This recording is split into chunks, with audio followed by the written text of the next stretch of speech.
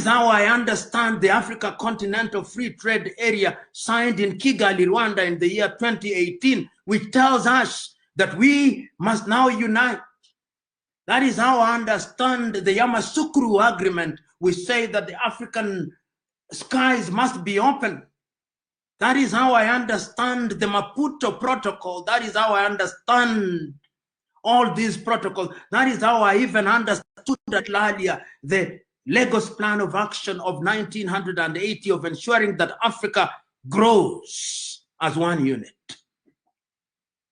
Today, when we talk about Pan-Africanism, we must remind ourselves that Pan-Africanism is about uniting us.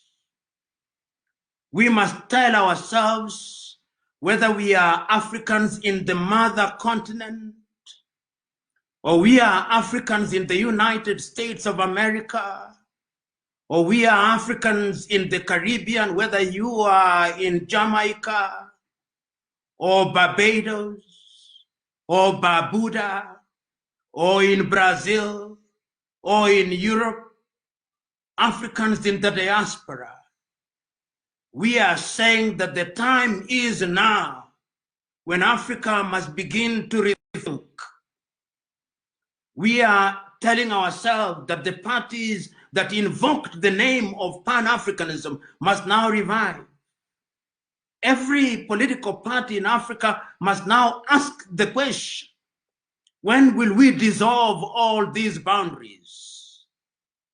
When will it be possible in the spirit of Pan-Africanism that I can move without let and hindrance from Johannesburg in South Africa through to Namibia, and from Namibia through to Lesotho, and from Lesotho through to Eswatini, and from Eswatini through to Mozambique, and from Mozambique through to Zimbabwe, and from Zimbabwe through to Angola, and from Angola to Equatorial Guinea, and from Equatorial Guinea I can move to Malawi and Zambia and have a detour of the Comoros, and from Comoros to Madagascar and to the Seychelles. And as I come up, I'm able to move into Tanzania and to the Democratic Republic of Congo, and I don't stop there. I move to Uganda, and I move to Rwanda and to Burundi and to Nairobi, move to Eritrea and to Somalia, and I don't stop there. I go to Djibouti, and from there I move to South Sudan and to Sudan, and I don't stop there. I go to Egypt, and I go to Tunisia, and I don't stop there. And I come down into Algeria, and I don't stop there. And I go to Morocco, and I don't stop there. And I go to Gambia, and I don't stop there. And I go to Senegal, and I go to Mauritania, and I go to Niger, and I go to Nigeria, and I go to Burkina Faso, and I don't stop there. I come to Central African Republic, I come to Cameroon, I come to Ambazonia, to Togo, Benin, to Liberia, and to Sierra Leone, and Guinea-Bissau, and to Liberia, so that I don't need a passport to move in that way. Today, Africa has currencies, which none of which is called a hard currency. We are here during the corona, and some of us are now trying to hoard dollars because our countries mean nothing outside of our boundaries. I look forward to the day, because that is what Pan-Africanism is all about. I look forward to the day when there is only one currency, and that currency, whether you call it Afro or you call it any other name, it is a currency that we can use. I look forward to the day when the South Africans will not be threatened by the Nigerians or the Ghanaians threatened by the Nigerians. I look forward to the day when I can set shop in Cape Town and nothing happens. And that is how I understand latter-day Pan-Africans such as Thomas Isidore Sankara. Thomas Isidore Sankara took power in 1985, 1983, and within 5 years, he had come up and was speaking a different language. Sometimes when we talk about Thomas Sankara, we think he was the age mate of Kwame Nkrumah. He lived in our lifetime, but he used the opportunity of energizing the process of Pan-Africanism. That is why I understand latter-day Pan-Africanists such as my good friend Julius Silo Malema, who on a daily basis are telling Africans that our only salvation lies in our unity.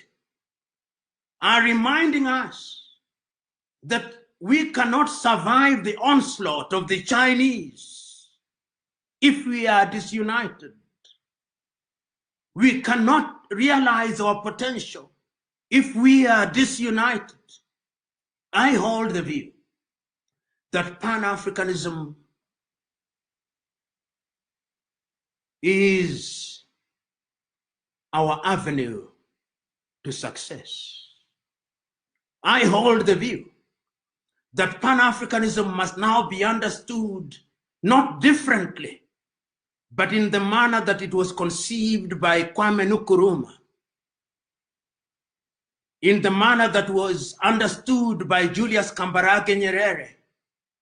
But Kwame Nkrumah is not telling us from the grave that his ideas are set in stone. Kwame Nkrumah is telling us that you, the younger generation, must now take the baton.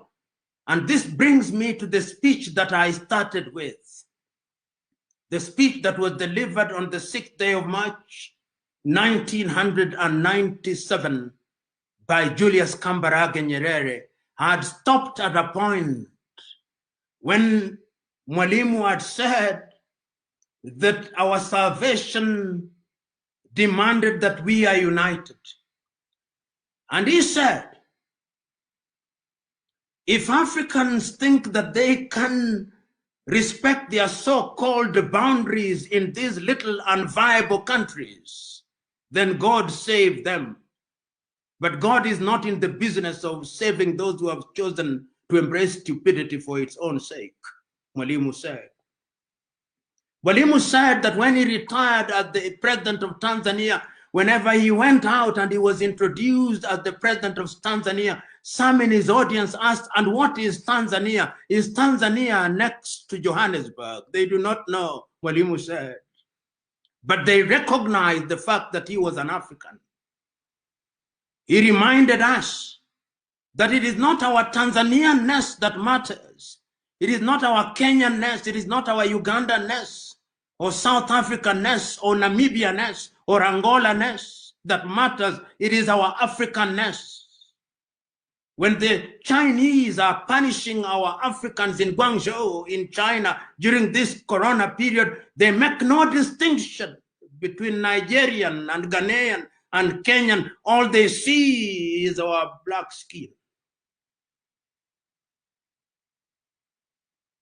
When we are being humiliated in European airports and are being asked for all manner of vaccination, and I suspect that in the coming future, we will not go to Europe unless we have a vaccine which is manufactured by Roche or some other pharmaceutical company in Europe. We will not be allowed to go into that part of the world. When our great sons and daughters in the diaspora are being humiliated in the United States of America or in Brazil, they are not asking whether they are Ghanaians or whether they are Guineans or whether they are Central African Republicans. They are saying these are Africans, they are of one stock. Mwalimu said, and he said that our generation may have been successful in midwifing the process of independence. The time is now that you, younger generation, must now take the baton